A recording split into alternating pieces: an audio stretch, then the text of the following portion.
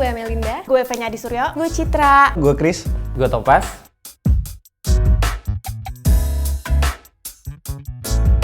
Pernah.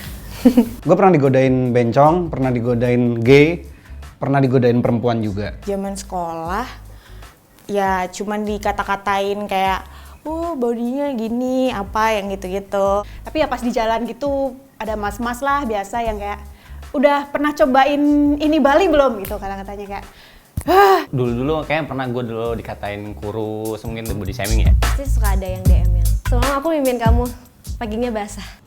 Dari mulai ngajakin bersetubuh sampai ada yang di jalan gue lagi turun dari mobil terus dipanggil sama cewek juga pernah. itu yang paling gue nggak suka dari catcalling itu catcalling itu dampaknya tuh nggak cuma yang kejadian berapa detik aja tapi bisa beberapa hari gue kayak moodnya langsung jelek gitu. Gue bales. Aku marahin.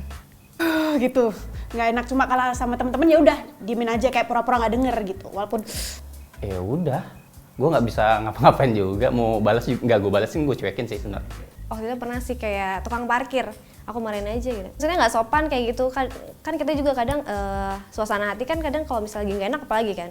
Udah, langsung semprot abang-abangnya. Apa ya, kalau misalkan dia udah terlalu menyerangnya berlebihan, langsung gue samperin gitu. Karena aku orangnya nggak bisa marah, jadi kayak ya udah. Padahal sebenarnya sih dalam hati sebenarnya kayak agak nyesek, tapi ya gimana, emang kenyataannya kan emang gendut, jadi ya udahlah gitu, pasrah aja sih. Kejadian itu dikarenakan ada kesempatan. Itu pesan Bang Nabi, jadul banget gue. sebagai cewek kita juga tahu batasannya kalau nggak mungkin pakai bikini di tempat umum. Ya lu asal lu sendiri pakaiannya kayak gitu, maksudnya gitu kan. Tapi kan ada, kita mikirnya ya kita nggak begini pun ada aja maksudnya yang melakukan kayak gitu. Nggak bisa kita nyalain orang pakai baju terbuka atau apa. Gimana pun kita manusia bukan binatang. Kita dikasih nurani untuk bisa mengalahkan nafsu kita gitu loh. Menurut gue, lu dandan pada tempatnya aja lah. Mungkin kalau di mall is oke, cuma lu ke kampung pakai rok pendek, ya lu pasti di sweet, paling gitulah. Kalau enggak, kiu, pasti ada itu suara-suara yang kayak gitu. Orang-orang itu yang yang nggak bisa ngelihat cewek cantik atau jarang lihat cewek cantik, ketika ngelihat cewek cantik itu pasti akan mengeluarkan ekspresi berbagai macam. Itu sangat normal, itu manusiawi. Jadi kalau gue bilang salah mana ya, kalau ngomongin salah kan nggak ada habisnya ya, salah dua-duanya gue bilang. Karena ya yang berpakaian begitu pun juga kalau mau disalahkan jadi salah, kalau mau dibenarkan juga menjadi benar gitu. Pikirannya kotor gitu. Jadi sebenarnya kalau masalah pakaian itu kan hak kita kan, mau pakai baju apa segala macam. Tapi kalau orang pikirannya bersih ya nggak bakalan ini juga sih, nyalahin korbannya. Sempat dengar tapi nggak ngikutin banget sih. Tapi denger lah. Jadi nggak terlalu ngikutin banget. Iya, nggak terlalu ngikutin. Sedikit tahu yang beberapa yang pembelaan tentang kaum wanita, kesetaraan wanita, terus juga Tentang seks dan lain-lain lah, gitu ya. Kekerasan seks dan lain-lain kan. Sebenarnya aku lebih setuju kalau RU-nya disahin aja sih. Karena itu jadi bisa lebih melindungi pelecehan seksual dan korban-korbannya gitu. Susah sih ya kalau misalnya dicabut kan, apalagi sekarang tuh banyak banget yang, apalagi cewek-cewek ya, cowok juga ada sih, cuma kalau dicabut tuh agak gimana ya? Sebenarnya kalau untuk di Indonesia ya, tipe masyarakat di Indonesia tuh kalau nggak ada hukuman, mereka berani banget. Bahkan ada hukuman pun mereka ngeyel gitu.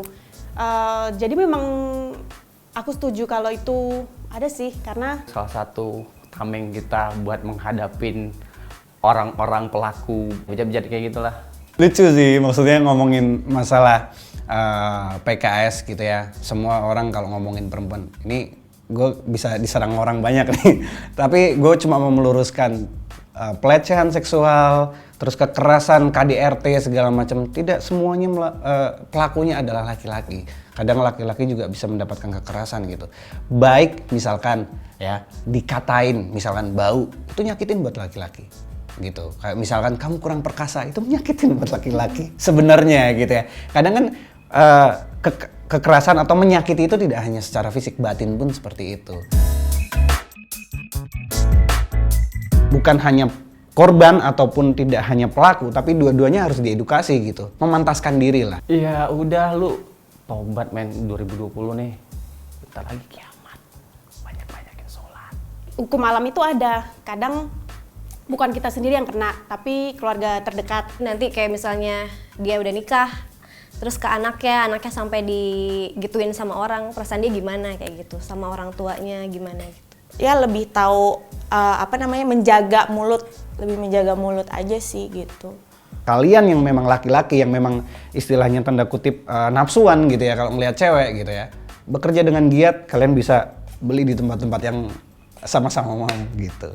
Buat korban jangan kecil hati dan mungkin itu bisa dijadiin pengalaman gitu, pengalaman yang mungkin akan bikin kita jadi lebih baik lagi ke depannya dan menjaga diri. Gue setuju dengan melawan nih ya, karena sesuatu hal yang intimidasi, pelecehan segala macam itu caranya adalah melawan gitu. Jangan takut untuk kayak bersuara. Kalau misalnya emang nggak suka digodain lah ya gitu, digodain tuh ya bilang aja, gue nggak ini ya, maksudnya nggak sopan gitu. Kita jangan diem aja. Dia kalau misalnya diem, dia pasti bakalan terus-terusan godain terus kayak gitu. Just forget about it, jadi orang yang baru, belajar dari kesalahan yang lama.